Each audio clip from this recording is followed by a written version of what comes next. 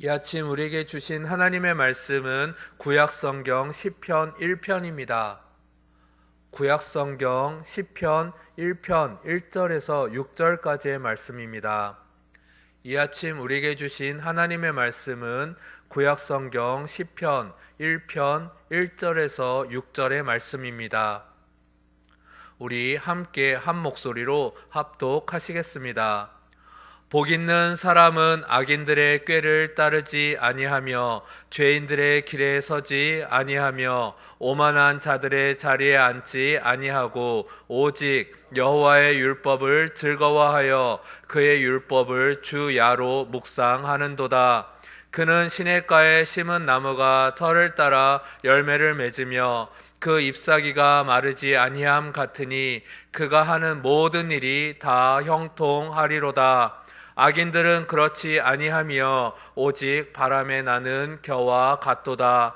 그러므로 악인들은 심판을 견디지 못하며 죄인들이 의인들의 모임에 들지 못하리로다. 무릇 의인들의 길은 여호와께서 인정하시나 악인들의 길은 망하리로다. 아멘.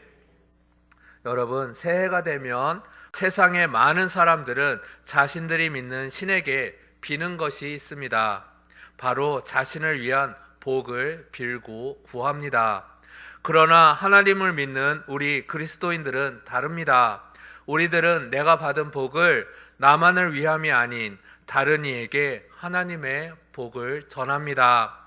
나 자신뿐만 아니라 다른 이를 위해 복을 전해주는 것이 바로 우리 그리스도인들이며 이 자리에 계신 여러분 모두는 하나님의 축복의 통로인 줄 믿습니다. 하지만 신앙의 키가 아직 어린 아이들은 자신만을 위한 복을 때론 빌기도 합니다. 공부 하나도 안 하고 핸드폰만 보다가 시험이 코앞에 닥치면 시험 점수 잘 나오게 해주세요라고 바랍니다. 부모님이 주시는 용돈 펑펑 쓰다가 정작 필요한 물건을 사지 못할 때 용돈 많이 받게 해주세요라고 바랍니다. 이렇듯 신앙의 키가 어린아이 수준에 머문다면 혹 교회를 오래 다녔다고 할지라도 내 복만 빌고 말 것입니다. 어린아이들은 자신이 원하는 것을 바라다가 손에 쥐지 못하면 어떻게 합니까? 먼저 떼를 씁니다. 그래도 얻어내지 못하면 울음으로 부모님의 마음을 흔들어 보기도 합니다. 그래도 자기 손에 원하는 것이 쥐어지지 않으면 화도 냅니다. 그러다가 자기 방문을 쾅 닫고 들어가서 부모님과의 관계의 문을 닫아 버리기도 합니다. 이렇듯 어린아이 수준의 신앙생활의 문제는 내 기도가 응답받지 못했다고, 즉 자신이 원하는 것을 얻어내지 못했다고 생각하는 순간 신앙생활에 불만과 불평이 쌓여가기 시작합니다. 때로는 달래보기도 합니다. 때론 협박도 서슴지 않습니다. 그러다가 결국 하나님과의 관계가 멀어져 버리게 됩니다. 여러분, 교회는 우리들 자신의 욕심을 채우는 곳이 아닙니다.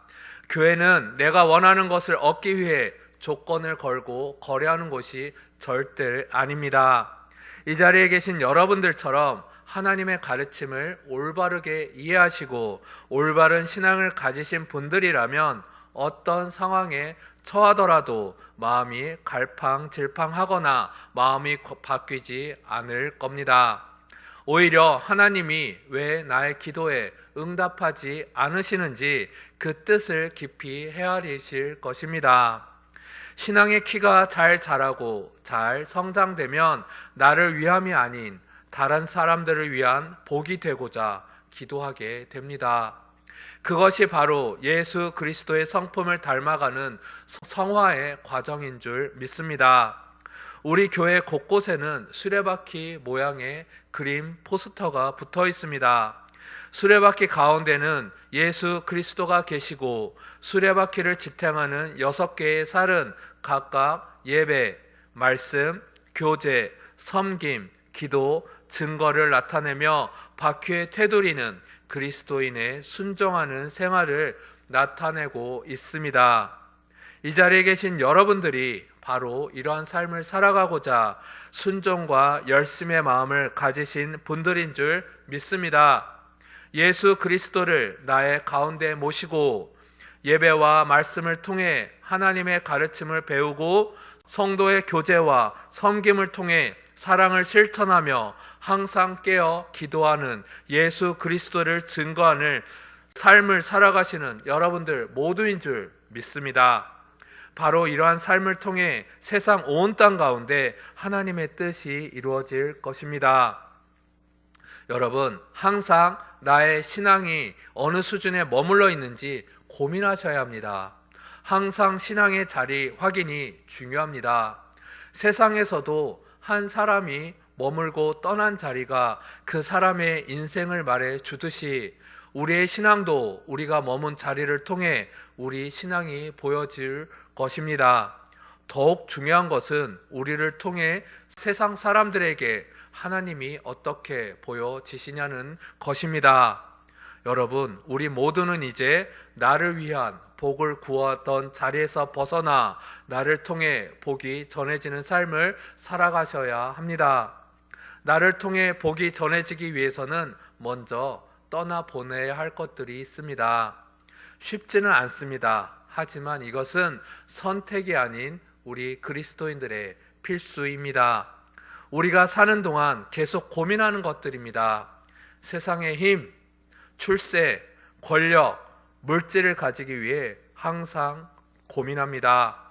이를 가지기 위해 양심에 벗어나더라도, 법에 벗어나더라도 수단과 방법을 가리지 않습니다. 문제는 이것이 하나님 보시기에 의로운가 하는 것입니다. 나의 생각이, 나의 행동이, 나의 말이, 내가 손에 가지려는 것들이 하나님 보시기에 의로운 것들이 아니라면 떠나 보내야 합니다.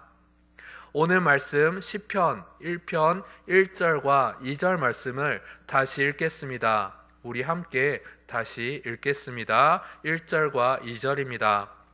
복 있는 사람은 악인들의 꾀를 따르지 아니하며 죄인들의 길에 서지 아니하며 오만한 자들의 자리에 앉지 아니하고 오직 여호와의 율법을 즐거워하여 그의 율법을 주야로 묵상하는 도다. 아멘. 1절 말씀 시작에 복 있는 사람은 이라고 말씀하십니다. 여러분, 복 있는 사람은 하나님의 뜻에 따라 생각하고 결정하는 것이 바로 복 있는 사람인 줄 믿습니다. 복 있는 사람은 하나님의 선택을 존중하며 순종하는 마음을 가진 사람인들인 줄 믿습니다. 이 자리에 계신 여러분 모두는 복 있는 사람들이신 줄 믿습니다. 그리고 이제는 내 마음대로 하려 했던 마음을 버려야 합니다. 내가 주인이 되었던 마음을 버려야 합니다.